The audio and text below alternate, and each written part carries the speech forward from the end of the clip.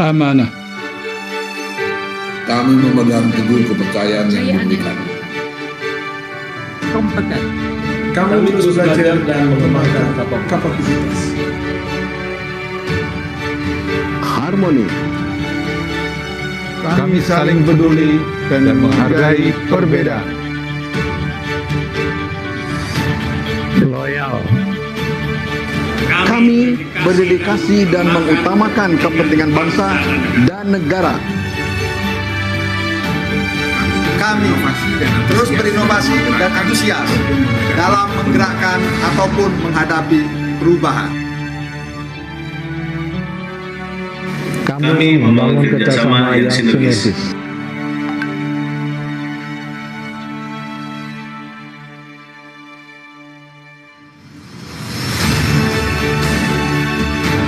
Kami siap bertransformasi mewujudkan akhlak BUMN. Kami siap memberikan yang terbaik dengan akhlak BUMN. Saya akan pimpin, saya akan kawal.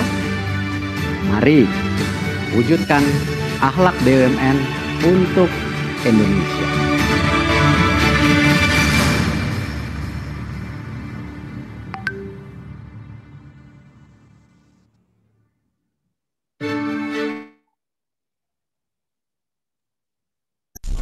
Three, two, one.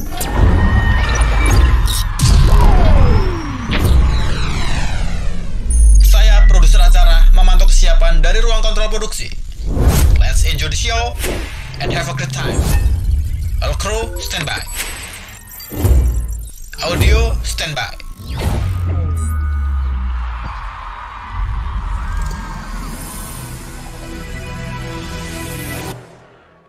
Lighting standby.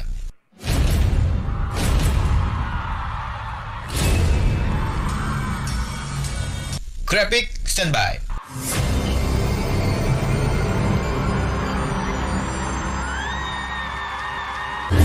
We are airing in 5, 4, 3, 2, 1.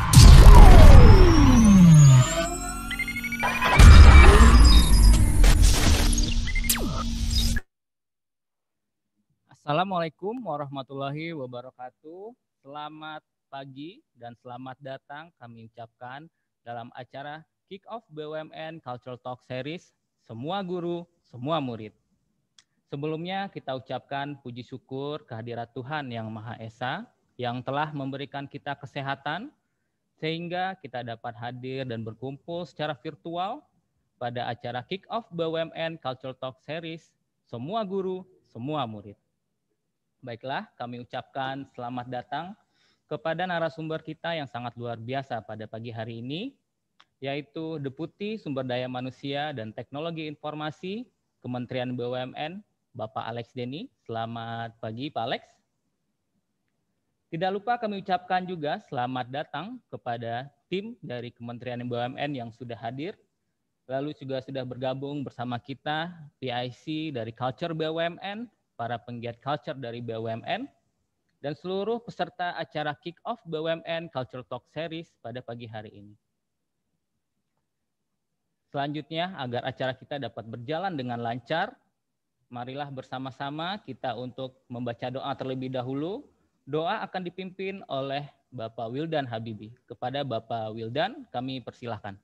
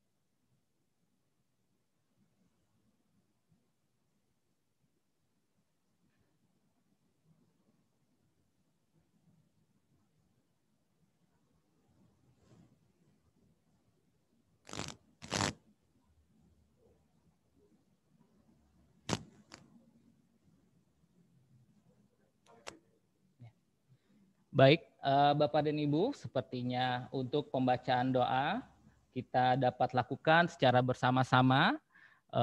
Jadi Bapak dan Ibu bisa kita mulai dengan membaca doa. Marilah bersama-sama kita membaca Bismillahirrahmanirrahim agar semoga acara kita untuk hari ini bisa berjalan dengan lancar dan berjalan dengan baik. Baik Bapak dan Ibu, untuk supaya acara kita lebih semangat lagi, marilah kita bersama-sama untuk melaksanakan virtual photo session. Diharapkan kepada Bapak Ibu yang masuk ke dalam Zoom meeting untuk dapat mengaktifkan kameranya. Baik Bapak dan Ibu, nanti saya akan berikan aba-aba 1 sampai dengan 3. Silakan Bapak dan Ibu mempertahankan posenya. Untuk posenya adalah seperti ini Bapak dan Ibu, silakan kepalkan tangannya ke depan seperti ini. Saya akan mulai untuk menghitung aba-aba 1 sampai 3. 1, 2, 3. Berikan senyum terbaiknya Bapak dan Ibu. Tahan posenya. Baik, terima kasih. Sudah selesai. Selanjutnya kita akan masuk ke acara inti, yaitu pemaparan dari narasumber kita yang sangat luar biasa pada pagi hari ini. Kepada yang terhormat Bapak Alex Denny, selaku Deputi Sumber Daya Manusia dan Teknologi Informasi Kementerian BUMN, kami persilahkan.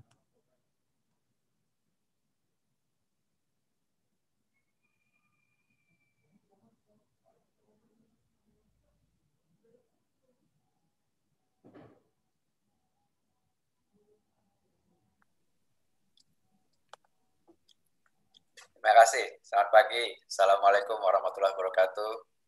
Waalaikumsalam warahmatullahi wabarakatuh. Salam sejahtera untuk kita semua. Om Swastiastu, Namo Buddhaya, salam kebajikan. Senang sekali saya pagi ini ya diundang oleh teman-teman penggiat corporate culture di BUMN, dan saya lihat tampangnya muda-muda ini. Ya, ada Irfan, ada Amin dari PLN ya. Yang memprakarsai acara ini, saya sangat apresiasi sekali. Walaupun katanya Zoom lagi bermasalah, jadi harus jaga jarak juga di Zoom, nggak bisa rame-rame katanya ya. Terpaksa sebagian peserta kita dorong ke YouTube stream ya. Jadi virtual saja harus jaga jarak sekarang. Begitu dahsyatnya virus ini ya. Anda bisa bayangkan itu. Baik, saya akan mengawali diskusinya dengan apa yang akan kita lakukan selanjutnya terhadap akhlak. Ya. Kita akan memastikan akhlak itu kita embed, ya kita tancapkan ke dalam elemen-elemen human capital arsitektur kita. Ini sebetulnya tema yang diminta oleh panitia pagi ini. Ya, setelah bicara big why-nya, kita akan bicara what next. Ya, next-nya adalah akhlak kita akan masukkan ke dalam arsitektur kita secara masif. Tetapi saya ingin memastikan Anda tidak kehilangan gambar besarnya. Ya. Jadi agenda yang lebih besarnya adalah kita perlu melakukan akselerasi transformasi human capital di BUMN untuk memastikan BUMN ini kompetitif secara global. Jadi akhlak sebagai fondasi. Jangan sampai Anda lupa, gambar besarnya adalah untuk memastikan BUMN kita memiliki competitiveness yang siap bertarung di kancah global. Karena itu, kalau kita bicara transformasi, salah satu challenge yang paling besar itu biasanya adalah mengeluarkan orang dari comfort zone. Bayangkan karyawan BUMN ini kita amazed sekali baru sekarang ini kita bisa tahu jumlah agak pastinya berapa karyawan kita ya. Tidak kurang dari 1 juta ya, 900.000 karyawan PKWT, dan kalau dengan outsourcing itu sekitar 1,5 juta karyawan kita BUMN, anak dan cucunya. Jadi bayangkan menggerakkan transformasi 1,5 juta orang. Ya, tentu saya tidak ingin Anda membayangkan bagaimana sulitnya Presiden menggerakkan transformasi 270 juta rakyat Indonesia. Kita menggerakkan transformasi 1,5 juta saja luar biasa challenge-nya. Challenge yang terutama biasanya adalah kita sudah terbiasa hidup di zona nyamannya kita. ya, merasa aman di situ, merasa kita bisa kontrol keadaannya dan lain-lain. Kenapa disebut jebakan zona nyaman? Karena di luar zona nyaman itu ada zona takut sebetulnya. Ya, kita takut menerobos zona itu. Kenapa? Karena kita nggak confidence akan sukses atau tidak. Ya, sehingga kadang-kadang kita juga terbawa oleh opini orang lain. Kamu nggak punya bakat ke situ, kamu nggak punya kemampuan ke sana. Ya udahlah, ya kita punya alasan untuk tidak menerobos itu. Akhirnya kita stay di dalam zona nyaman itu. Padahal kalau kita bisa terobos zona takut tadi, kita akan masuk ke learning zone. Nah, learning zone inilah yang dibutuhkan untuk masuk ke growth zone. Jadi ini sebetulnya adalah sequence yang mesti kita terobos agar kita masuk ke zona tumbuh. Transformasi adalah zona tumbuh. Dia bicaranya adalah growth mindset. Kita tumbuh dari ulat jadi kepompong, jadi kupu-kupu. Nah, comfort zone adalah ulatnya kepengen jadi ulat terus, kalau bisa si ulatnya jadi lebih besar ya, kalau bisa, tapi kalau nggak bisa pun yang penting masih hidup dan seterusnya. Nah, ini adalah mindset yang harus kita terabas. Comfort zone adalah fixed mindset. Untuk bertransformasi kita harus masuk ke dalam growth mindset.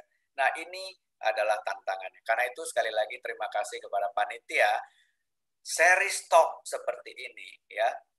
Talk series seperti ini adalah bagian dari edukasi, bagian dari learning. Karena kadang-kadang karyawan kita tidak punya daya dorong untuk keluar dari comfort zone-nya. Nah, karena daya dorongnya tidak cukup kuat, kita perlu ada daya tariknya, ya. Jadi kita tarik yang di dalam mendorong sehingga kita terjadi akselerasi untuk keluar dari comfort zone itu. Jadi sekali lagi terima kasih atas inisiatifnya. Mudah-mudahan kita akan membiasakan berdialog, berdiskusi, belajar bersama-sama agar kita menemukan cara untuk segera berangkat dari fixed mindset menuju growth mindset tadi. Nah, sekarang pertanyaannya, why we need to accelerate? Kenapa kita perlu akselerasi? Ya, saya pada beberapa kesempatan menyatakan transformasi itu seperti menggelindingkan bola salju. Kalau tidak terjadi akselerasi, dia meleleh, dia mencair, sehingga akan kesulitan lagi untuk menggelindingkannya pada waktu-waktu berikutnya. Jadi, kick off transformasi biasanya gampang sekali. Kita kick off, kita seremonial, kita segala macam. Tetapi memastikan dia menggelinding lebih cepat, agar snowball-nya makin besar, inilah PR-nya. Gitu. Karena kalau tidak terjadi akselerasi, bola saljunya kemudian mencair, kemudian butuh effort yang lebih berat untuk menggelindingkannya kembali. Jadi, itu sebabnya mengapa kalau kita bicara transformasi harus ada kata akselerasi di depannya ya agar momentumnya tidak hilang sehingga kemudian kita tidak kehilangan arah dalam melakukan transformasi itu. Nah, saya sudah beratus kali mungkin menyampaikan the big why ini ya.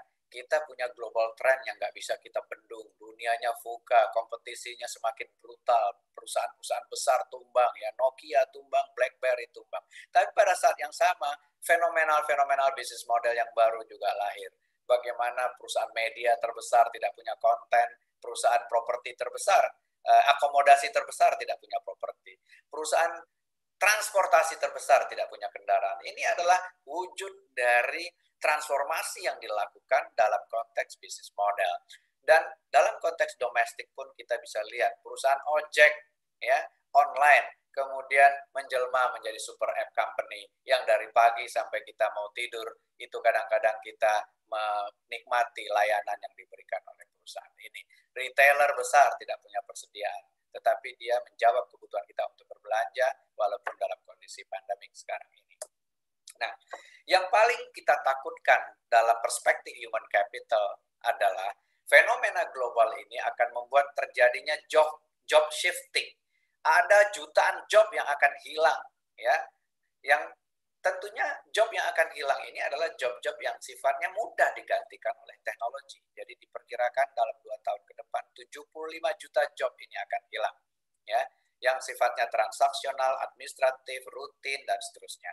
Tetapi the good side of technology adalah diciptakan peluang untuk lahirnya job-job baru juga dan bahkan jumlahnya lebih besar daripada job yang akan hilang, ya. Nah, tapi tentu job yang baru ini membutuhkan skills yang berbeda, knowledge yang berbeda, behavior yang berbeda agar kita tetap bisa relevan dan survive di era yang memang menuntut perubahan-perubahan itu. Jadi ini sebetulnya shifting yang kita takutkan, dan kalau kita tidak sikapi dengan bijak, kita tidak lakukan akselerasi dan percepatan, saya khawatir kita akan ketinggalan. Dan COVID-19 sudah menjelma menjadi Global Chief Transformation Officer yang sudah menarik pelatuk, sehingga kemungkinan-kemungkinan yang akan terjadi di masa depan tadi ternyata lebih cepat dari perkiraan kita. Kita memperkirakan 5-10 tahun ke depan orang akan lebih banyak bekerja dari rumah, secara mobile, secara remote, secara virtual, dan lain-lain. Dan oleh COVID-19, hari ini kita dipaksa bekerja secara virtual, secara remote, secara mobile, dan lain-lain. Jadi ini adalah fenomena global yang tidak bisa kita bendung, dan akselerasinya dipaksa oleh pandemik yang terjadi karena COVID-19. Nah, itu globalnya. Sekarang bagaimana dengan domestik? Saya juga tidak akan pernah bosan menyampaikan kepada teman-teman bahwa kita punya peluang yang sangat besar. Ekonomi kita ini diperkirakan akan menjadi kekuatan ekonomi terbesar keempat di dunia dalam beberapa belas tahun ke depan. Jadi peluangnya besar karena kita punya diberikan anugerah yang luar biasa oleh Yang Maha Kuasa. Kita punya emas, punya tembaga, punya minyak, punya mineral, punya batu bara, punya segala macam resources yang ada. Dan karena itu diperkirakan kita akan menjelma menjadi kekuatan ekonomi yang besar. Nah, persoalannya adalah bukan hanya ekonominya yang mesti kita lihat, tetapi era digital sudah membuat kita juga menjelma menjadi kekuatan ekonomi digital terbesar di kawasan. Jadi ekonomi digital kita 4 kali, 5 kali lebih besar daripada negara tetangga. Dan kita diberikan lagi bonus oleh Yang Maha Kuasa. Ekonominya ekonomi digital, dan kita punya bonus demografi di mana orang-orang yang berpotensi menghasilkan income jumlahnya jauh lebih banyak daripada dependent citizen atau manula atau balita dan lain-lain. Dan bonus demografi kita ini dalam 10 tahun ke depan 70%-nya adalah millennials yang notabene adalah digital native. Jadi ekonominya ekonomi digital, kita punya bonus demografi berupa digital native. Anda bisa bayangkan opportunity yang besar itu, ya. Nah, tapi kita punya challenge. Talenta kita mulai shortage. Orangnya banyak, tapi nyari orang mulai susah. Nah, ini tentu mesti kita sikapi dengan bijak. Sementara talent rank kita dibandingkan negara tetangga itu ketinggalan. Jadi tetangganya lebih kuat dari kita. Ekonomi kita besar. Yang saya khawatirkan adalah ibaratnya kita punya kebun buah-buahan. Duriannya berbuah, mangganya berbuah, rambutannya berbuah, lengkengnya berbuah, semuanya berbuah. Tapi tetangganya lebih jago silatnya daripada yang jaga kebun. Akibatnya apa? Ya hasil kebun kita bisa dibawa keluar oleh tetangganya itu ya. Karena mereka butuh. Mereka nggak punya kebun itu gitu ya. Mereka butuh, kemudian mereka masuk ke kebun kita dan mengambilnya dengan cara-cara yang elegan tentu saja.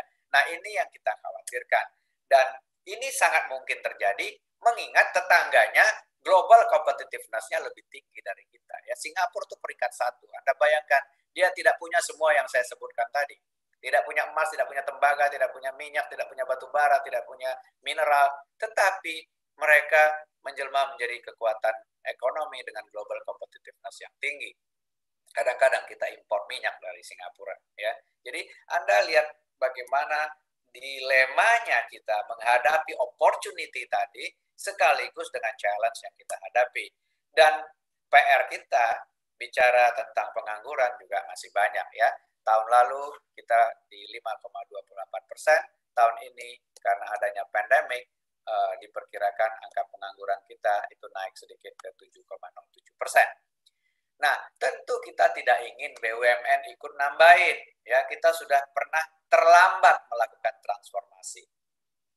Kita ingat bagaimana dulu BUMN kita menjadi monopoli di dalam konteks delivery surat misalnya, PT Pos Indonesia. Ya, tetapi sekarang pekerjaannya hilang quote and quote yang majority-nya. Kenapa? Karena surat sudah menjelma menjadi WA Group.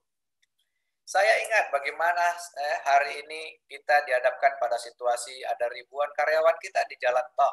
Tetapi kita tahu pekerjaan yang dilakukan oleh kawan-kawan ini mudah sekali digantikan oleh teknologi. Ya, pemerintah sekarang sudah mulai tender MLFF, ya multi-lane free flow. Kalau multi-lane free flow, jangankan karyawan, gardunya aja nanti nggak ada di jalan tol. Ya, yang ada hanya gerbang. Kemudian gerbangnya membaca mobil yang lewat. tidak ada gardu. Ya, nah perbankan juga sama. Kita punya teller mungkin puluhan ribu ya di BRI, di Bank Mandiri, di BNI, di BTN. Sekarang kita sudah lihat ada bank yang baru saja diluncurkan, tidak punya kantor cabang, tidak punya ATM, fully digital. Nah, bagaimana bank kita berkompetisi dengan bank seperti itu? Just a matter of time, kita dipaksa untuk bertransformasi, mengejar ketertinggalan itu. Dan banyak lagi tentunya ya di PTPN kita punya mungkin puluhan ribu ya kerani, petugas di lapangan, di kebun dan lain-lain. Yang kalau kita manfaatkan teknologi, kita pakai drone, kita pakai segala macam sensor, kita jangan-jangan jumlah karyawannya kemudian turun secara drastis kebutuhannya. Nah, tentu itulah yang menurut saya harus kita sikapi bersama agar prioritas yang sudah ditetapkan oleh Presiden itu kita dukung. Pengembangan SDM menuju era teknologi dan informasi. Dan itu pula lah yang kemudian dijadikan acuan oleh Pak Menteri untuk menetapkan 5 prioritas Kementerian BUMN yang salah satunya adalah bicara talent. Ya, di samping kita bicara bisnis model yang lebih inovatif, teknologi leadership, karena kita tidak ingin hanya menjadi pasar teknologi, kita tentu ingin menjadi pemain teknologi. Investasi kita harus lebih optimal menghasilkan return agar ultimate goal dari BUMN untuk memberikan economic dan social value bagi Indonesia itu bisa kita wujudkan. Jadi ini adalah 5 prioritas yang sudah dicanangkan oleh Pak Menteri. Dan transformasi human capital tujuannya jelas untuk meningkatkan daya saing BUMN agar bisa bersaing secara global, tetapi juga diharapkan kita ini bisa menjadikan BUMN sebagai pabrik talenta. Kenapa? Karena ekonominya besar, potensinya besar, talentnya kurang. Jadi BUMN diharapkan mengisi kekosongan itu. Nah, untuk mengisi kekosongan itu tentu PR, karena kita sendiri aja kekurangan talent. Jadi kita perlu melakukan akselerasi agar BUMN-nya bertransformasi lebih cepat, dan talenta-talenta BUMN bisa kita ekspor ke lembaga lain, ke perusahaan lain, untuk menjaga ekonomi kita yang besar tadi, agar bisa dinikmati secara optimal oleh rakyat kita sendiri. Nah, itu cerita the big why-nya. Sekarang how? Ya, bagaimana caranya kita melakukan akselerasi? Cara yang pertama adalah merubah cara bermain. Cara bermain kita tadinya adalah BUMN kita bermain sendiri-sendiri, stand alone. Ya, Jasa Marga sendiri, PLN sendiri, Telkom sendiri, Pertamina sendiri, Bank Mandiri sendiri, membangun capability-nya sendiri, ya, membuat network-nya sendiri, invest di teknologi secara sendiri-sendiri. Dan ternyata dengan cara ini, kita lihat hasilnya sekarang. Beberapa BUMN kita maju di depan, tetapi banyak sekali BUMN kita ketinggalan di belakang. Nah, karena itu perlu diakselerasi. Cara mengakselerasinya adalah dengan melakukan konsolidasi bisnis. Ini yang dilakukan oleh Pak Menteri dengan Wamen 1 dan Wamen 2. Bisnis-bisnis kita dikonsolidasi dalam bentuk subholding, dalam bentuk cluster. Ya. Sehingga kalau kita bisa meng-create value chain atau ekosistem di dalam sebuah cluster, tentu hasilnya akan jauh lebih cost efektif. Nah, itu sudah dilakukan oleh Pak Menteri dengan Pak Wamen. Kita sekarang sudah punya 12 cluster, masing-masing 6 cluster di bawah portofolio Wamen 1, 6 cluster di bawah portofolio Wamen 2. Ini adalah BUMN-BUMN yang sudah kelihatan nih jenis kelaminnya apa, ya, agar bisa dipasang-pasangkan dalam cluster. BUMN-BUMN yang belum kelihatan, masih abu-abu, kemudian ditaruh di sebuah cluster lain yang namanya PPA Dana Reksa. Ya, jadi ada puluhan BUMN kita ada di cluster PPA Dana Reksa untuk diplototin satu-satu. Mana yang akan di-merger, mana yang akan dilikuidasi, mana yang akan diakuisisi, mana yang akan diintegrasikan di cluster yang sudah jelas tadi, dan lain-lain. Jadi, secara virtual sebetulnya kita punya cluster ketiga yang sekarang ini dikelola oleh PPA. Nah, itu adalah portofolio bisnisnya. Sekarang bagaimana dengan human capital-nya? Nah, human capital-nya juga sama. Karena bisnisnya dikonsolidasi, tentu kita bisa melakukan intervensi percepatan transformasi human capital. Dan caranya adalah dengan merubah peran Kementerian BUMN yang tadinya hanya sebagai active shareholder, sekarang kita diminta menjadi strategic architect. Jadi arsitektur human capital itu sekarang ada di Kementerian BUMN. Tentu Kementerian BUMN tidak ingin menjadi sok pinter sendirian. Dalam mendesain arsitektur itu dan dalam menerapkannya, dalam mendeploynya, tentu Kementerian BUMN melibatkan para direksi, para expert yang ada di BUMN untuk berdiskusi dan kemudian melihat bagaimana ini bisa deploy secara masif. Nah, apa yang menjadi arsitektur yang sudah kita rumuskan? Arsitekturnya adalah memastikan bahwa BUMN sebagai organisasi, sebagai perusahaan, dan karyawan sebagai talent itu memiliki sustainability relationship yang sehat. Jadi hubungannya harus sehat dalam jangka panjang. Hubungan yang sehat dalam jangka panjang ini hanya bisa terjadi kalau organisasi memahami apa yang menjadi kebutuhan karyawan, karyawan memahami apa yang menjadi kebutuhan organisasi, dan dua belah pihak ini berjanji untuk mendelivernya. Dan itulah titik temu yang kita harapkan, yang kita sebut sebagai employee value proposition. Jadi kita berharap karyawan itu tahu kenapa dia direkrut.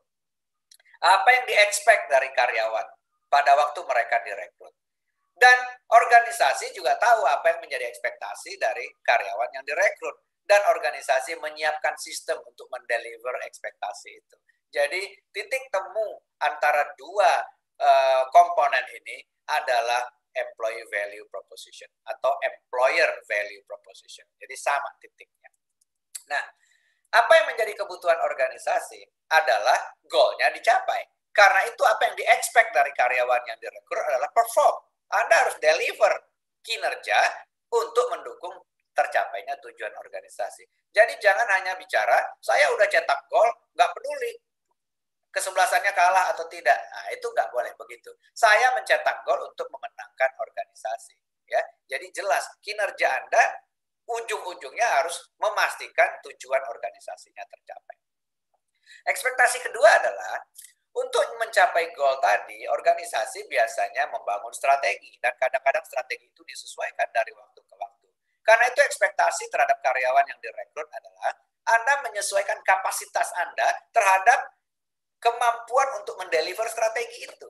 Jadi kalau strategi kita sekarang misalnya dengan service orientation, ya udah Anda belajar service dong. Tanpa menunggu Anda dipanggil training, diundang oleh learning center, corporate university, Anda harus inisiatif belajar service karena strategi perusahaannya service orientation. Kalau strategi perusahaannya dirubah menjadi digital company, Anda belajar digital, nggak usah nunggu dipanggil training digital. Nah, itu ekspektasinya. Ya, jadi setiap orang secara profesional harus memahami kebutuhannya apa dan dia belajar sendiri. Walaupun ada pelatih, ada manajer tim dan lain-lain, ya Anda belajar sendiri sebagai profesional terlebih dahulu. Dan terakhir, perusahaan tentu ingin performance-nya sustain dalam jangka panjang. Karena itu, sustainability dalam jangka panjang biasanya dicapai kalau budayanya solid.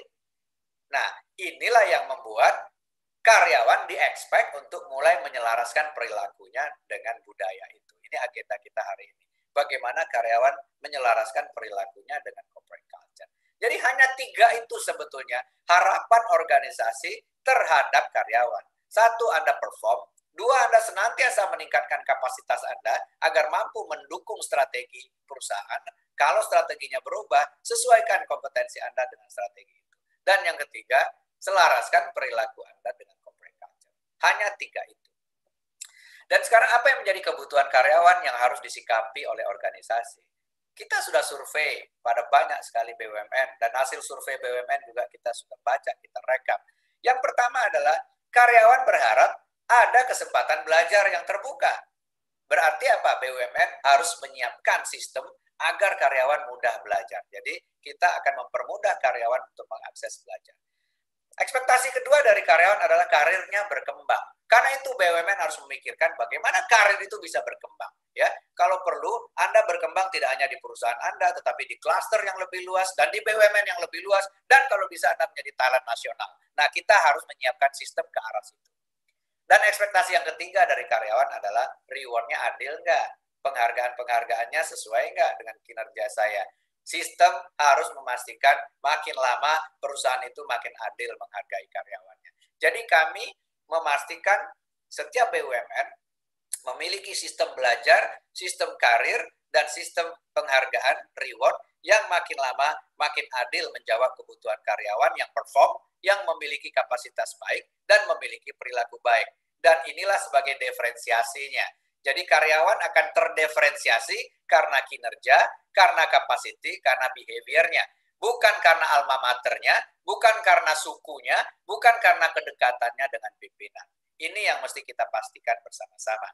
Dan karena eranya teknologi, kita mesti bangun platform teknologi yang memudahkan karyawan mendeliver performance-nya, memudahkan karyawan meningkatkan kapasitinya, memudahkan karyawan mereview feedback atas perilaku-perilakunya, dan begitu juga organisasi memudahkan organisasi untuk melihat karyawan mana yang perform, karyawan mana yang belajar, karyawan mana yang perilakunya sesuai dengan ekspektasi atau tidak. Dan kita percaya arsitektur ini hanya bisa kita bangun kalau kita membangun leadership at all level. Leadership tidak hanya untuk direksi, tidak hanya untuk BOD-1. Leadership harus kita bangun pada seluruh level organisasi agar kita bersama-sama memahami arsitektur ini dan kita bersama-sama berkontribusi untuk memperkuat arsitektur itu. Jadi ini adalah arsitektur human capital yang kita sudah siapkan di Kementerian BUMN dan kita akan deploy ke seluruh BUMN, ke seluruh klaster secara bertahap dengan dukungan teknologi. Nah,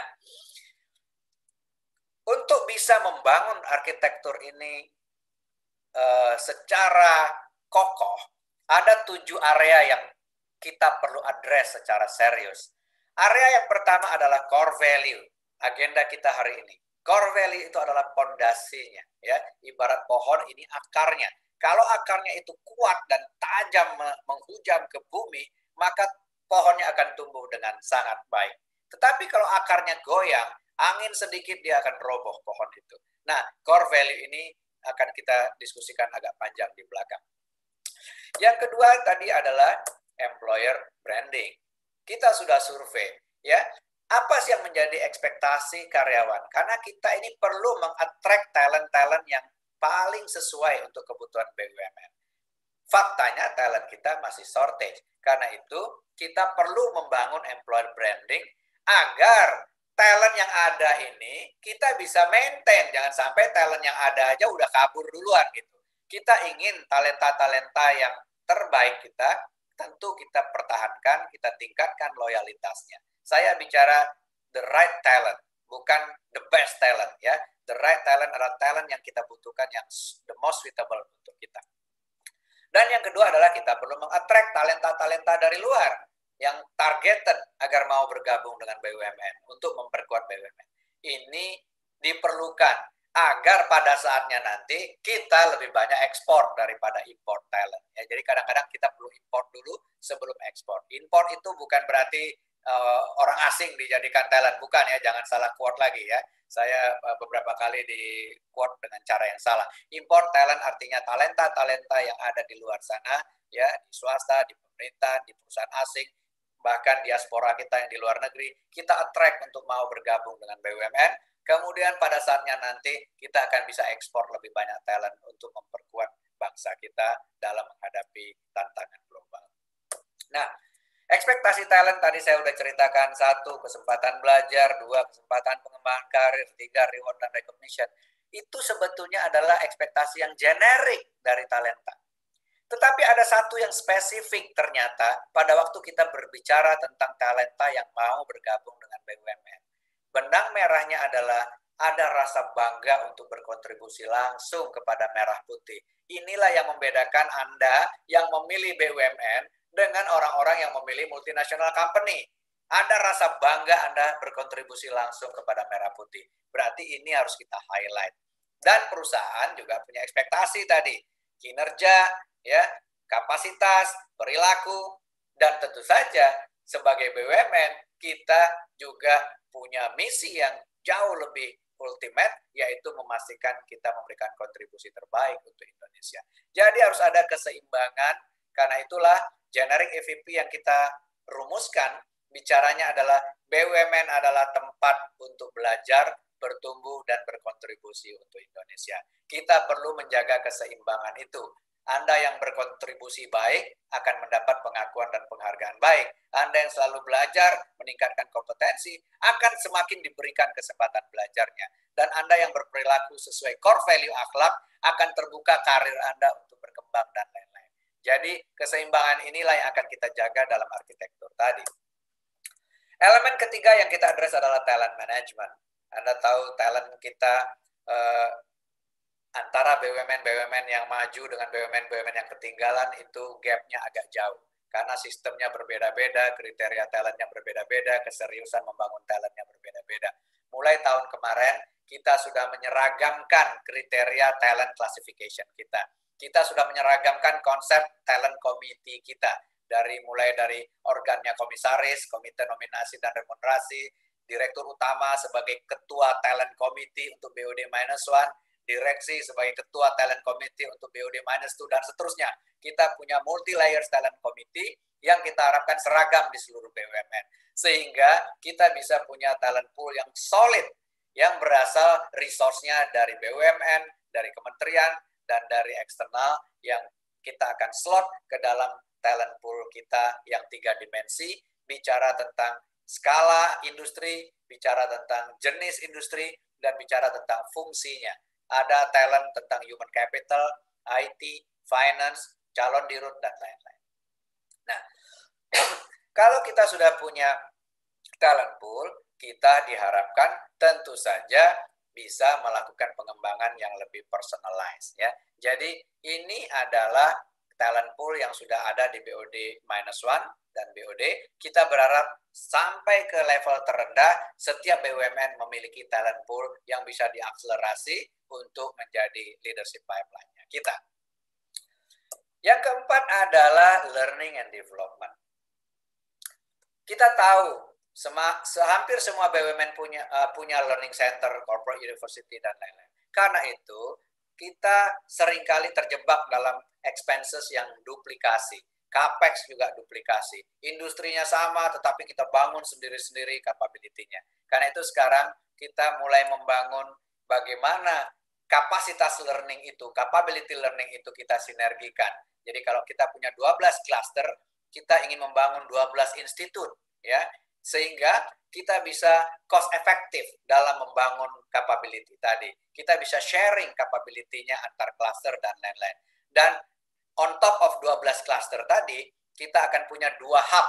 Pertama adalah leadership dan management, yang kedua adalah digital hub.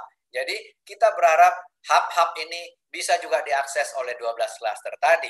Karena itu kita sudah menyiapkan konsep Learning Institute dan Research Institute untuk mengakselerasi leadership development, talent development, management practices, kemudian juga digital transformation, dan kemudian teknologi innovation capability kita.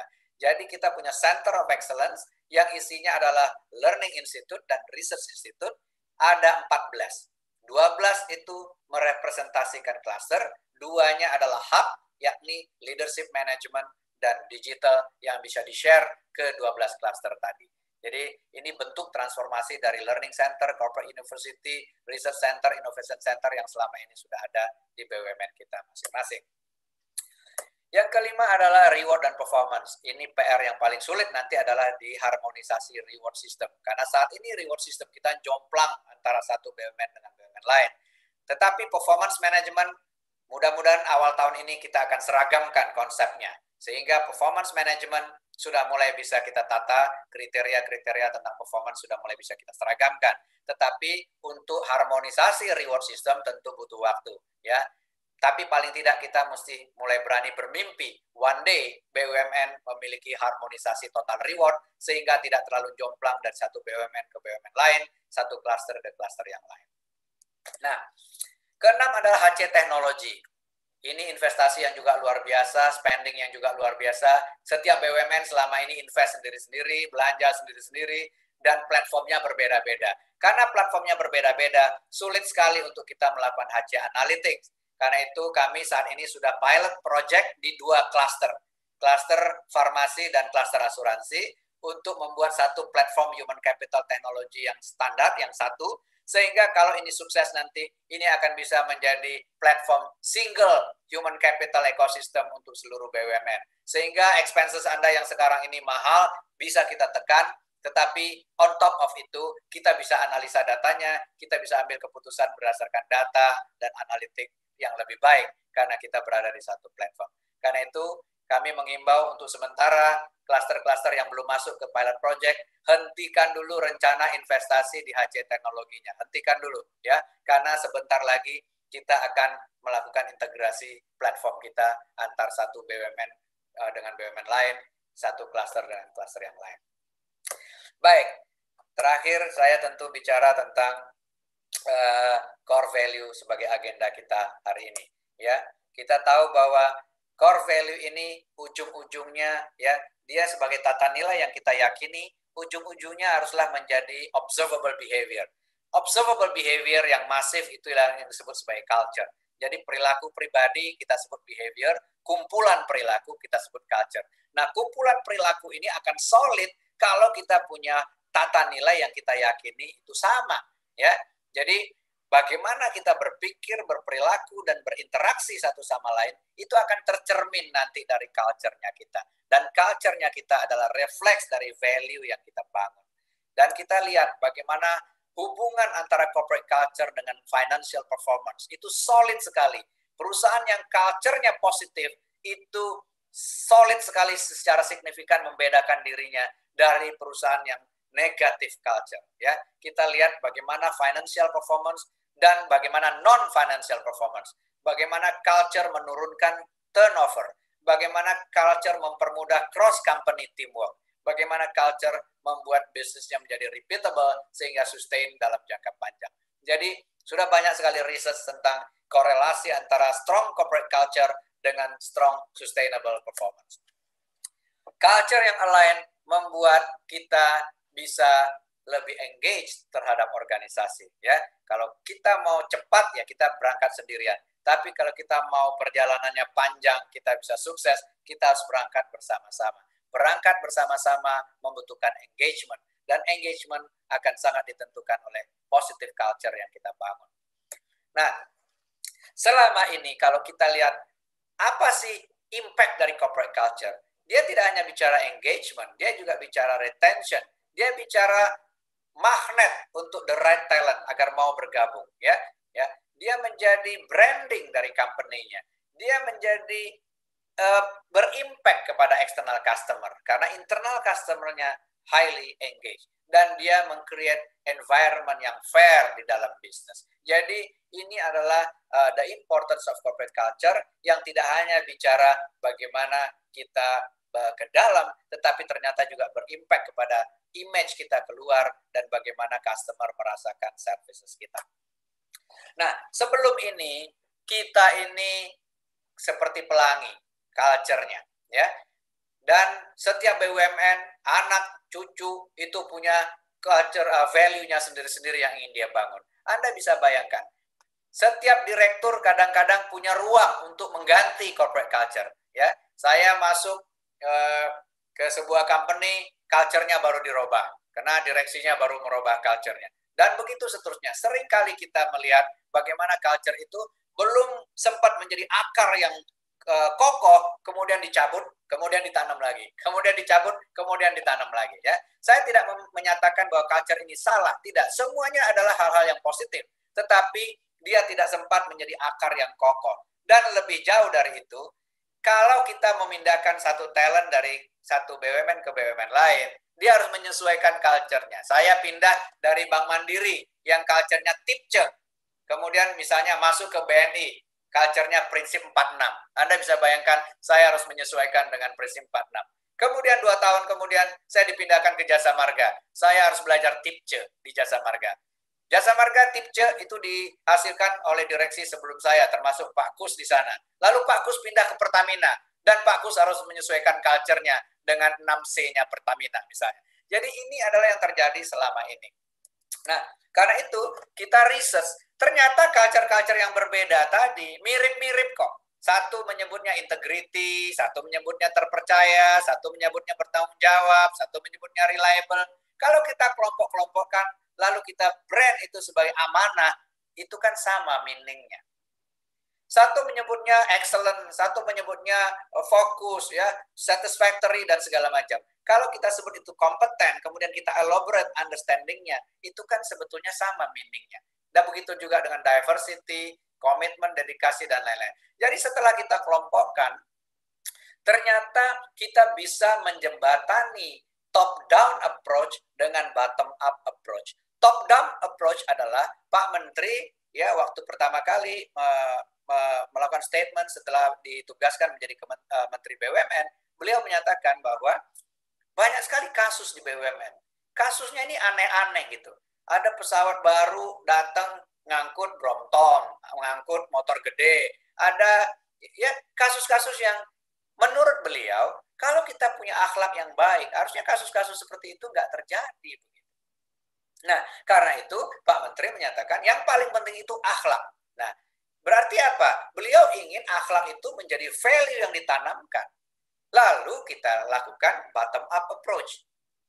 Setelah kita lakukan bottom-up approach, ternyata akhlak tadi sangat indah kalau dijadikan akronim, yang akronim itu merepresentasi tata nilai yang selama ini sudah ada di BUMN. Kita sudah punya kolaborasi, sinergi, kerjasama. Kalau itu kita definisikan sebagai sebuah kata yang namanya kolaboratif, meaning-nya kan nggak hilang.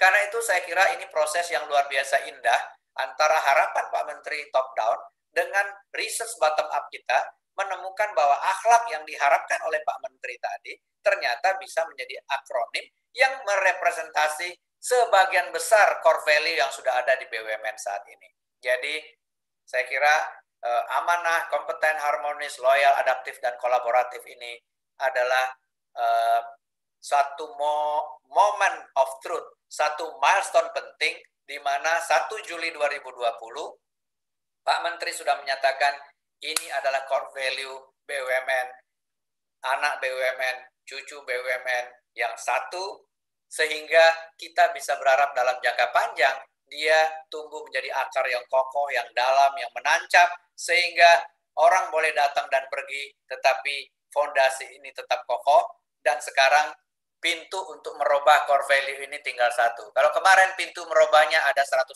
BUMN. Semua dirut yang baru masuk bisa merubah core value-nya. Sekarang kalau Anda mau merubah core value, cuma satu pintunya. Anda jadi Menteri BUMN dulu. Ya, itu pun kalau Anda merasa ada gunanya nggak sih merubah akhlak yang sudah menancap, yang sudah kokoh, kemudian Anda merubah mulai sekarang BUMN tidak berakhlak lagi. Silakan kalau nggak malu gitu ya. Jadi mudah-mudahan ini betul-betul bisa menjadi akar yang kokoh ya, yang kemudian bisa menunjang kinerja kita dalam jangka panjang. Nah, what next? Sebetulnya waktunya sudah 50 menit diberikan ke saya. What next adalah kita ingin mengembed akhlak itu ke arsitektur human capital tadi. Misalnya di talent management ya. Kalau kita bicara EVP itu menjawab the what-nya BUMN. Apa sih BUMN itu? BUMN adalah tempat belajar, bertumbuh, dan berkontribusi untuk Indonesia. Jelas, itu EVP menjawab itu. Tapi kalau orang tanya, apa itu akhlak? Akhlak itu menjawab the how-nya. Ya, beginilah cara kami bekerja di BUMN. Ya, dengan memegang amanah, dengan meningkatkan kompeten dari waktu ke waktu, dengan ya menjaga harmonisasi, dengan itulah the how kita bekerja. Tetapi the what-nya dijawab oleh EVP, ya, titik temunya itu. Nah, karena itu kalau kita bicara talent, kita mulai dari talent acquisition misalnya. Mulai sekarang seluruh BUMN yang merekrut talent, jadikanlah akhlak sebagai salah satu screeningnya. Anda cek sosial medianya, Anda cek interaksi track recordnya selama ini. Apakah orang ini amanah, kompeten atau tidak? Ya, dia harmonis nggak? Jangan-jangan dia sangat-sangat eksklusif. Ya, nah dia loyal nggak kepada negara, kepada pemerintah, kepada atasannya? Ya, sepanjang tidak melanggar hukum dan lain-lain. Ya, kemudian dia adaptif nggak? Dia inovatif nggak? Dia kolaboratif nggak? Jadi ini adalah screening untuk merekrut. Begitu kita bicara talent classification, akhlak otomatis nanti akan menjadi salah satu parameternya. Begitu bicara talent development, kita akan bicara core value akhlak sebagai fondasinya. Kalau orang baru ada onboarding, ada technical development, ada managerial development, ada leadership, dan kita akan masukkan akhlak di setiap aspek learning tadi. Ya, modul-modul akhlak itu harus selalu dimasukkan. Sama seperti dulu kita baru memperkenalkan safety. Ya, setiap memulai meeting kita bicara safety talk. Ya, Bapak Ibu, di sini ada pintu darurat, ada ini, ada segala macam. Nah, kita berharap akhlak itu masuk ke dalam learning and development system, sehingga setiap hari kita kemudian membangun secara masif bagaimana mindset tentang akhlak, bagaimana perilaku, dan lain-lain. Kemudian reward. Tentu akhlak akan mempengaruhi reward system, tapi pada bagian mana? Pada bagian variable income.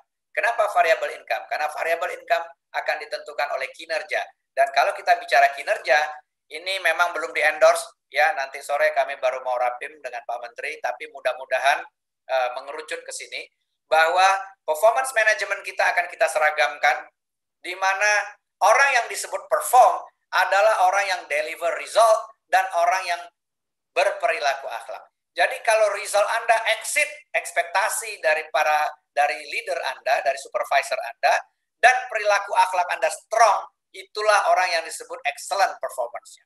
Jadi orang hanya disebut excellent kalau hasil kerjanya, result-nya itu melebihi ekspektasi dan perilaku akhlaknya strong.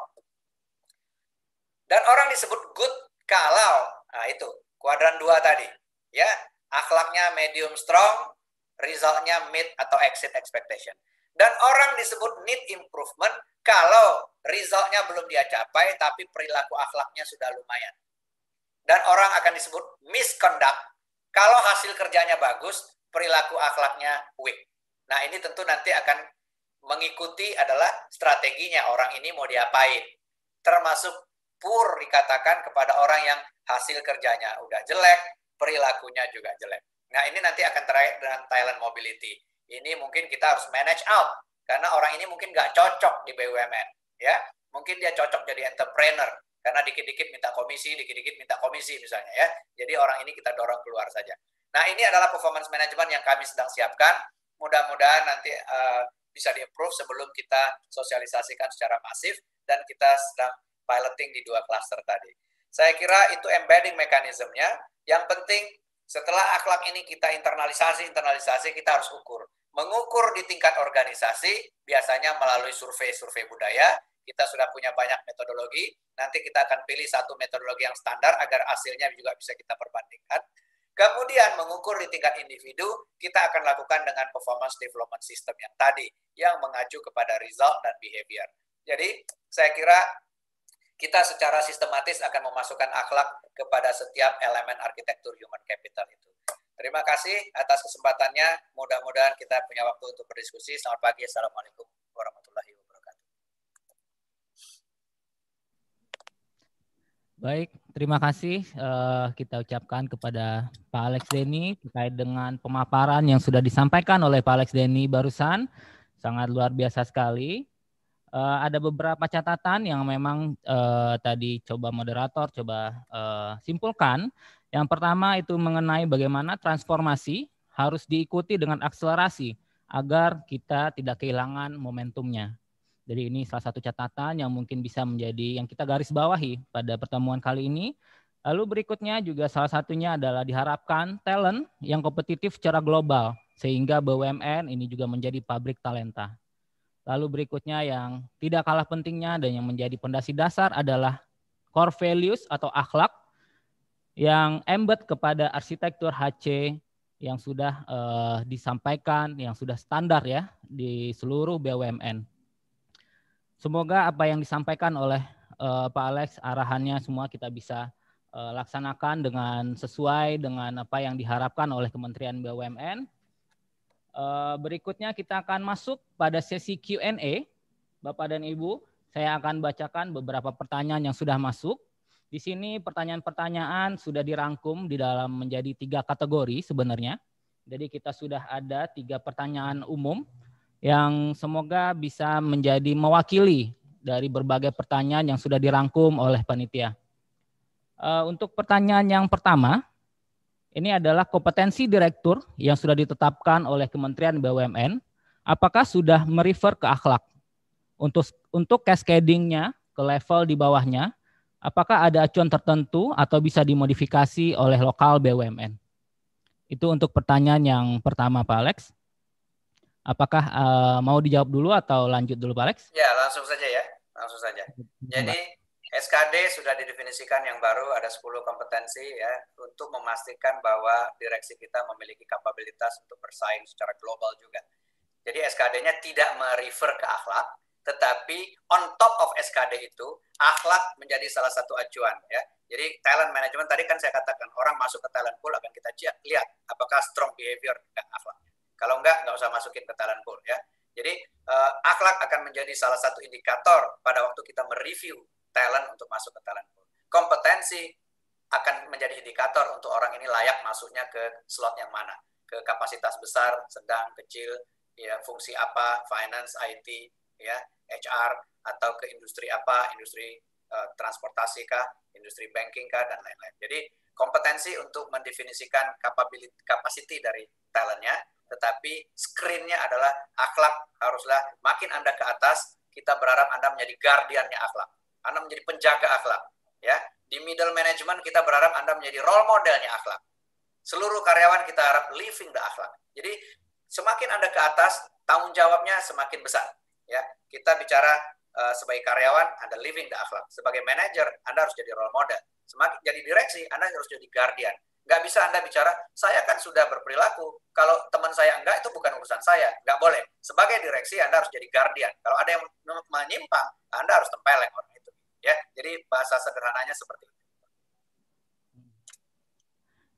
Baik, terima kasih Pak Alex atas jawabannya.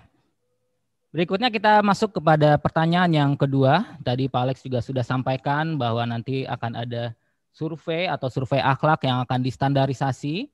Nah, namun di sini memang masih banyak pertanyaan yang muncul Pak Alex terkait dengan standarisasi untuk survei akhlak. Mengingat pertimbangannya adalah contoh perilaku di masing-masing BUMN itu adalah berbeda-beda. Jadi bagaimana nanti untuk standarisasi mengenai pengukuran terkait dengan akhlak ini? Mungkin demikian Pak Alex untuk pertanyaan yang kedua. Iya, panduan perilakunya seragam, ada 18 panduan perilaku, tapi contoh perilakunya pasti beda-beda. Ya, misalnya kalau bicara dapat dipercaya di perbankan itu apa sih? Anda menjaga data kerahasiaan nasabah, misalnya Anda apa? Kalau dipercaya di rumah sakit itu apa sih? Ya, nah, Anda memberikan obat yang memang sesuai dengan. Jadi contoh perilakunya pasti beda-beda. Karena itu challenge untuk kita adalah menemukan ukurannya. Nah, sekarang kita lagi undang beberapa ahli, ya beberapa metodologi, termasuk company-company yang sudah melakukan pengukuran. Kita lagi review sekarang, kira-kira pengukuran seperti apa yang kira-kira bisa secara generik, ya melihat bahwa memang akhlak itu makin lama makin strong, toksiknya makin lama makin kurang, dan kita bisa perbandingkan antar satu BUMN dengan BUMN lain. Jadi memang sekarang ini kita sedang lakukan diskusi. Mungkin nanti kami juga pasti akan melibatkan FHCI, task force akhlak untuk mencari mana kira-kira yang menurut kita akan endorse untuk jadi ukuran yang bersama. Kalau perlu nanti kita taruh di platform tadi, di platform HC teknologi tadi, ya kita taruh engine-nya di situ, sehingga secara dalam jangka panjang survei itu tidak lagi menjadi event, ya event tahunan, ya. Survei itu kalau bisa menjadi ongoing survei. Setiap saat orang bisa memberikan feedback terhadap perilaku, terhadap apa yang dia rasakan, apa yang dia lihat dengan berinteraksi dengan kawan-kawan di BUMN. Jadi memang kita sedang pikirkan itu. Sekarang ini silakan Anda saling belajar antar satu BUMN dengan BUMN lain, mana yang paling cost efektif, mana yang reportnya paling valuable. Kami juga lagi belajar, tapi mudah-mudahan dalam waktu dekat kita akan pilih satu metodologi yang kira-kira bisa kita jadikan rujukan untuk bersama-sama. Tidak bicara metodologi ini yang paling benar atau yang paling tidak. Kita bicara yang paling cost efektif untuk kita lakukan itu yang seperti apa, ya. Karena ini bukan science, it's just more art than science. Ya. Ini adalah social science. Ya. Baik, terima kasih atas jawabannya Pak Alex untuk pertanyaan yang kedua. Kita mungkin bisa lanjut untuk pertanyaan yang ketiga atau pertanyaan yang terakhir. Pertanyaannya adalah, ke dalam sistem HC mana saja akhlak akan berimplikasi dan mana yang akan ditetapkan oleh Kementerian BUMN dan mana yang ditetapkan oleh lokal BUMN sendiri. Mungkin tadi Pak Alex memang sudah menyampaikan terkait dengan implikasi mengenai HC atau mengenai akhlak di HC arsitektur. Mungkin di sini teman-teman ingin mendapatkan garis bawahnya gitu ya, untuk notes-nya dari Pak Alex, mungkin bisa dijelaskan kembali Pak Alex. Ya, kalau bicara value chain dari human resources ya, mulai dari rekrut, kita sudah harus screen. Yang kita rekrut itu perilakunya, kita kira-kira bibit-bibitnya seperti apa. Ya, mulai dari rekrut. Nah, termasuk placement. ya. Termasuk placement itu bicara promosi. Kalau Anda promosi berarti talent. Talent berarti kriteria talentnya sudah harus dimasukkan itu. Performance, tadi saya udah katakan, orang performance-nya baik itu bukan hanya karena hasil kerjanya baik. Ya, result is one thing. Tapi bagaimana dengan behavior-nya? Jadi tadi saya udah katakan di 3 elemen besar itu learning, ya. Fondasi learning itu haruslah core value terlebih dahulu. Jadi setiap kali Anda mau melakukan inisiatif learning yang terstruktur, masukkan akhlak di dalamnya. Manajemen training misalnya, seminggu pertama fondasinya dulu ditaruh, ya. Company, visi, misi, value-nya didalamin dulu. Misalnya leadership development program untuk naik dari BOD-3 ke BOD-2 misalnya. Pastikan dulu mereka paham apa itu role model akhlak. Dari BOD-2 ke BOD-1 akan menjadi direksi, guardiannya akhlak. Pastikan mereka paham bagaimana seorang guardian itu berperilaku, ya. Bagaimana dia akan menjaga, mengawasi, itu pastikan di dalam learning. Nah, silakan konteksnya disiapkan oleh kawan-kawan masing-masing, ya. Metodenya, videonya, learningnya, contohnya, itu silakan Anda kembangkan sendiri, ya. Tetapi guidance dari kami adalah di setiap subsistem human capital itu, ya, mulai dari learning, talent, sampai ke reward tadi, itu masukkan elemen-elemen akhlak sebagai konsiderannya. Terima kasih. Terima kasih Pak Alex atas jawabannya. Karena kita masih punya waktu untuk sesi Q&A ini, mungkin mohon izin kita akan mengambil beberapa pertanyaan lagi Pak Alex. Untuk berikutnya akan ada pertanyaan dari YouTube, dari live streaming YouTube kita. Sudah dipilihkan juga. Pertanyaannya adalah, apakah ada mekanisme untuk menyampaikan pejabat yang akhlaknya menyimpang? Mungkin seperti itu Pak Alex. Ya, kalau saat ini semua BUMN kan punya WBS, ya, whistleblower system. Nah, itu sekarang juga sedang sedang dipikirkan bagaimana integrasi dari WBS itu. Tetapi nanti kalau udah ada di sistem, ya, kalau bisa ya langsung aja direct feedback, namanya kan ongoing feedback. Jadi nanti kita akan menyiapkan sistem performance development yang sifatnya ongoing. Kalau Anda lihat saya misalnya, wah Pak Alex kemarin ngomongnya ini, sekarang ngomongnya itu, ya langsung kasih feedback ke orangnya. Feedback yang paling baik adalah feedback yang Anda sampaikan langsung ke orangnya tanpa perantara.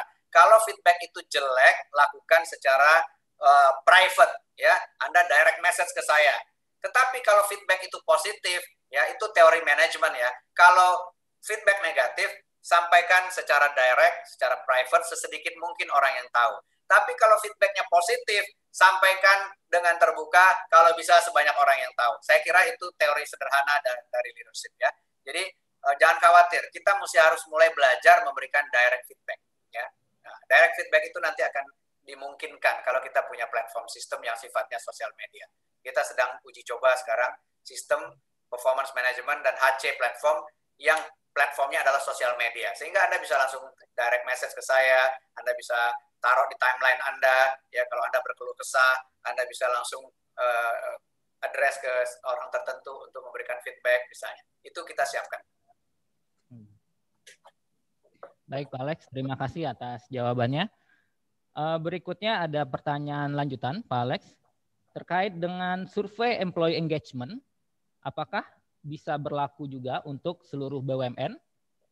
Mungkin ya, sekarang ini tadi ya ada 7 area yang kita address satu persatu, ya. Nanti pasti waktu bicara talent retention dan lain-lain kita akan masuk ke engagement itu. Sekarang biarkan kawan-kawan kan sudah punya survei sendiri-sendiri. Harapan saya sih survei-survei yang sifatnya event itu, ya, itu ke depan sudah tidak terlalu sering lagi kita lakukan. Karena kita itu bicara ongoing. Kalau Anda bisa lihat setiap harinya karyawan kita happy, itu adalah indikator ya engagementnya membaik gitu. Tapi kalau setiap hari karyawan kita ngeluh aja di timelinenya, ya, emoticon yang dipilih, yang sedih, yang marah, yang nangis, yang segala macam, dari situ adalah kita bisa melihat gitu.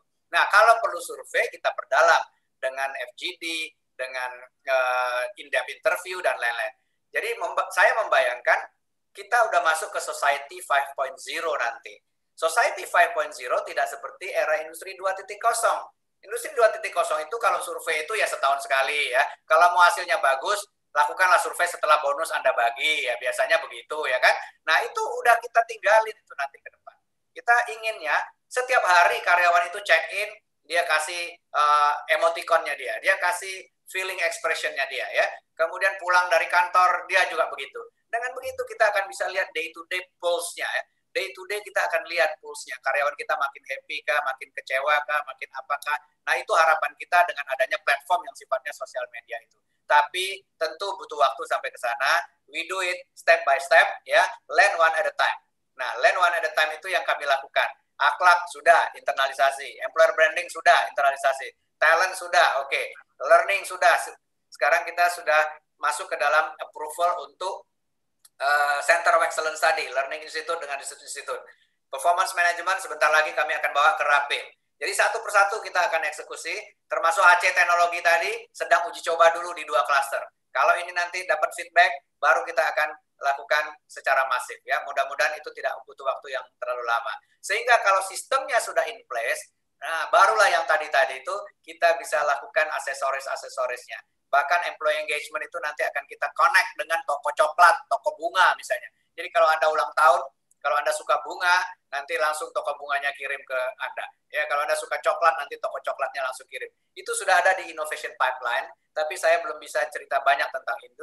Saya akan cerita apa yang memang sudah satu persatu biar kita nggak terlalu over ekspektasi ya. Satu, kita manage ekspektasinya satu persatu.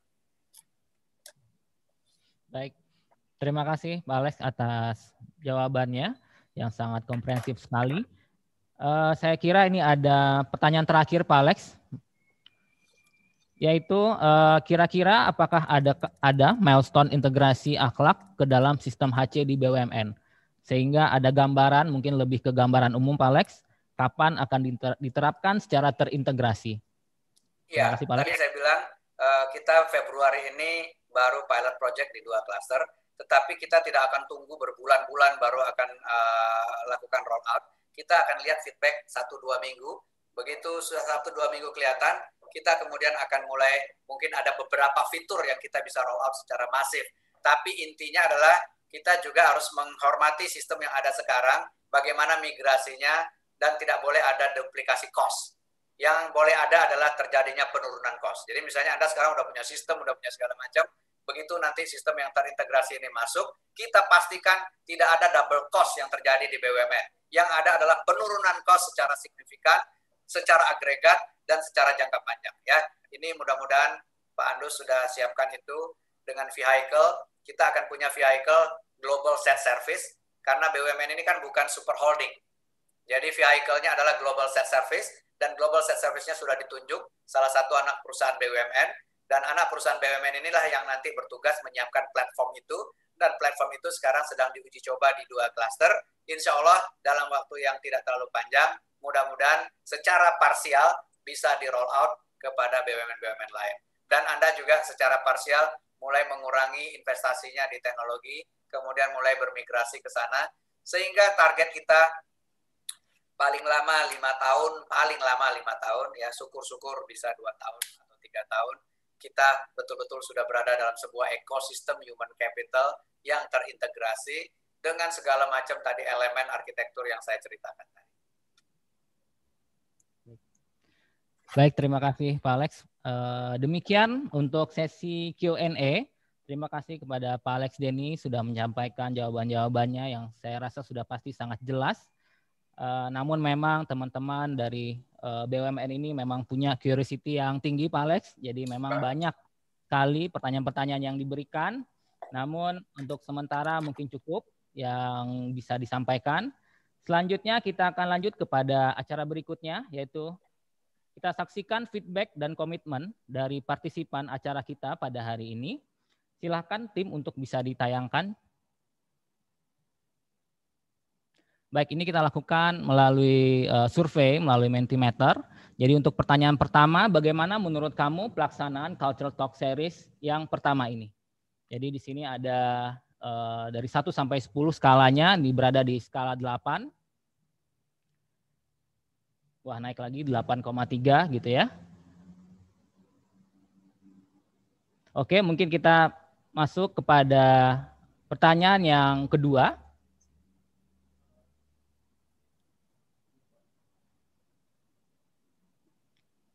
Seberapa bermanfaat materi yang disampaikan kali ini untuk implementasi budaya di perusahaan? Sama untuk skalanya dari 1 sampai 10 berada di skala 8. Kita harapkan memang sangat bermanfaat dan juga sangat berhubungan dengan budaya di perusahaannya untuk implementasi bagi teman-teman di BUMN.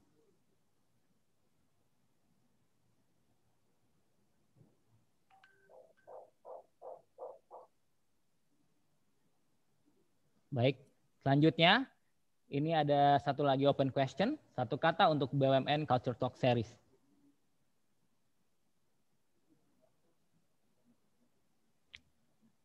Ada yang memberikan feedback keren, sangat manfaat, mantul, ya, aplikatif, hebat, good, sangat bermanfaat, keren, amazing, interest, talk show. Ya, semoga dengan adanya feedback-feedback positif ini sehingga kita bisa menjadi evaluasi untuk kami semua panitia untuk bisa menjalankan di seri-series yang berikutnya. Terima kasih kepada partisipan yang sudah memberikan feedback melalui link yang sudah diberikan oleh panitia. Berikutnya kita sampailah di penghujung acara, Bapak dan Ibu semuanya. Kami ucapkan banyak terima kasih atas kehadiran dari Pak Alex Denny. Kami doakan Bapak dan keluarga serta tim di Kementerian BUMN untuk sehat selalu. Terima kasih juga kepada Bapak Ibu partisipan dalam acara ini. Semoga kita semua dapat berjumpa kembali di acara BUMN Culture Talk Series yang kedua, di mana rencananya akan diselenggarakan pada hari Jumat, tanggal 26 Februari tahun 2021, dengan narasumber, yaitu yang pertama, kita ada 2 narasumber untuk di series yang kedua. Yang pertama adalah dari PT PLN dengan mengangkat tema implementasi akhlak melalui program nasional PLN 123. Lalu kita nanti juga ada narasumber yang kedua dari PT KAI dengan mengangkat tema pengukuran akhlak dengan metode survei appreciative inquiry. Demikian Bapak dan Ibu, semoga Bapak dan Ibu semuanya bisa hadir untuk mengikuti acara talk show kita yang kedua, series yang kedua di bulan Februari nanti. Dan kita harapkan semangatnya tetap kita jaga untuk bisa saling sharing dan kita juga bisa saling untuk berbagi mengenai implementasi tata nilai akhlak di masing-masing BUMN. Baik Bapak dan Ibu, atas nama panitia kami memohon maaf apabila ada kekurangan atau yang kurang berkenan dalam penyelenggaraan acara.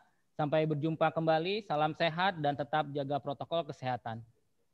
Akhir kata, wabillahi taufik wal hidayah. Wassalamualaikum warahmatullahi wabarakatuh. Terima kasih Pak. Terima kasih semuanya. Yuk. Terima kasih Pak Alex, teman-teman. Yuk, amin.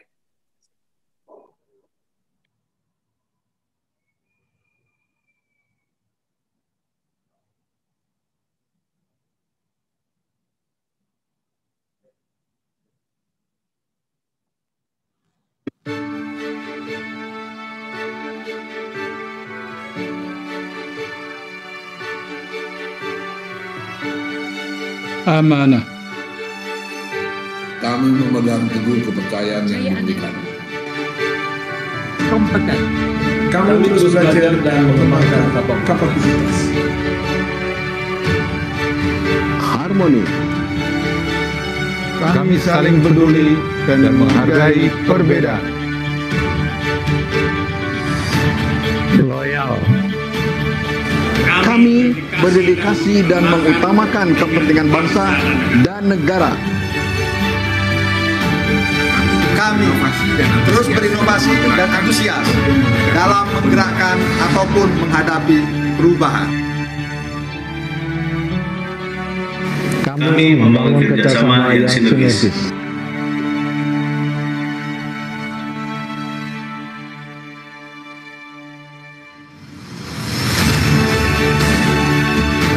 Kami siap bertransformasi mewujudkan akhlak BUMN. Kami siap memberikan yang terbaik dengan akhlak BUMN. Saya akan pimpin, saya akan kawal. Mari wujudkan akhlak BUMN untuk Indonesia.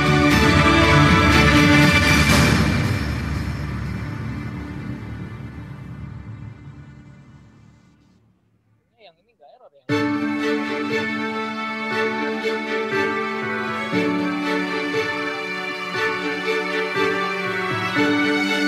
amanah. Kami memegang teguh kepercayaan yang diberikan. Kompeten. Kami terus belajar dan mengembangkan kapasitas. Harmoni. Kami saling peduli dan menghargai perbedaan. Loyal. Kami berdedikasi dan mengutamakan kepentingan bangsa dan negara. Kami terus berinovasi dan antusias dalam menggerakkan ataupun menghadapi perubahan. Kami membangun kerjasama yang sinergis.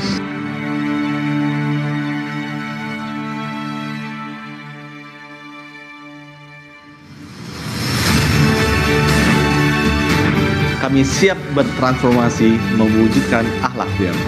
Kami siap memberikan yang terbaik dengan akhlak BUMN. Saya akan pimpin, saya akan kawal.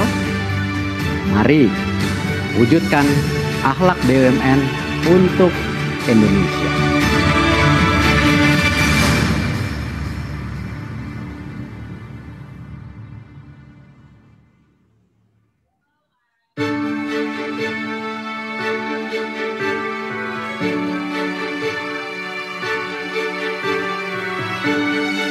Amanah. Kami memegang teguh kepercayaan yang diberikan. Kompeten. Kami terus belajar dan mengembangkan kapasitas. Harmoni. Kami saling peduli dan menghargai perbedaan. Loyal.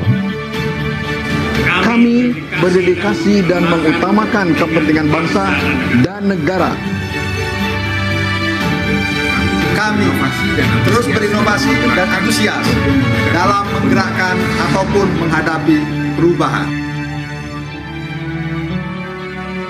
Kami membangun kerjasama yang sinergis.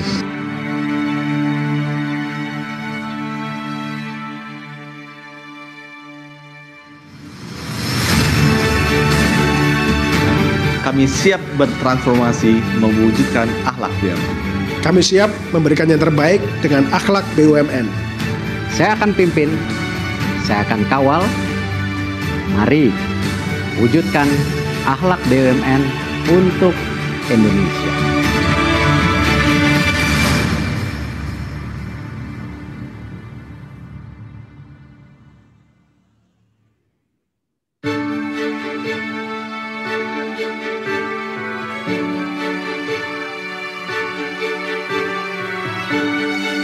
Amanah. Kami memegang teguh kepercayaan yang diberikan. Kompeten. Kami terus belajar dan mengembangkan kapasitas. Harmoni. Kami saling peduli dan menghargai perbedaan. Loyal. Kami berdedikasi dan mengutamakan kepentingan bangsa dan negara. Kami terus berinovasi dan antusias dalam menggerakkan ataupun menghadapi perubahan. Kami membangun kerjasama yang sinergis.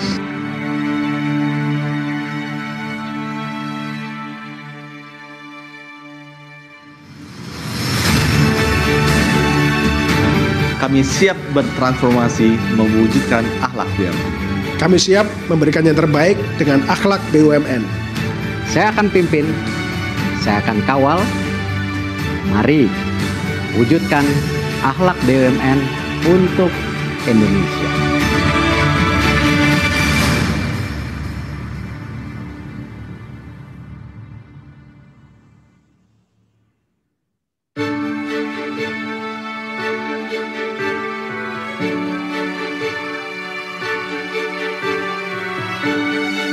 Amanah.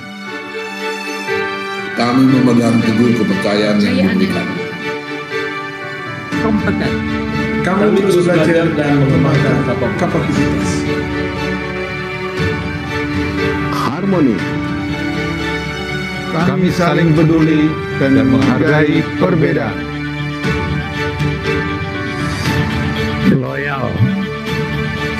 Kami berdedikasi dan mengutamakan kepentingan bangsa dan negara. Kami terus berinovasi dan antusias dalam menggerakkan ataupun menghadapi perubahan. Kami membangun kerjasama yang sinergis.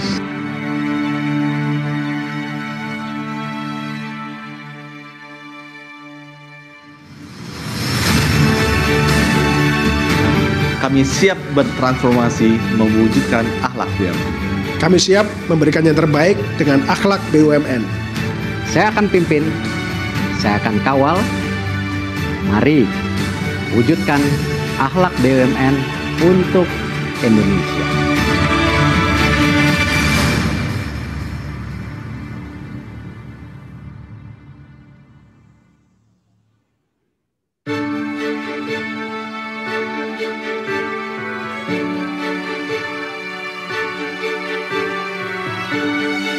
Amanah. Kami memegang teguh kepercayaan yang diberikan. Kompeten. Kami terus belajar dan mengembangkan kapasitas. Harmoni. Kami saling peduli dan menghargai perbedaan. Loyal. Kami berdedikasi dan mengutamakan kepentingan bangsa dan negara. Kami terus berinovasi dan antusias dalam menggerakkan ataupun menghadapi perubahan. Kami membangun kerjasama yang sinergis.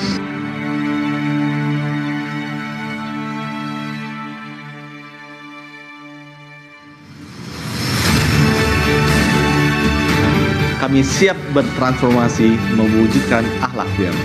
Kami siap memberikan yang terbaik dengan akhlak BUMN. Saya akan pimpin, saya akan kawal.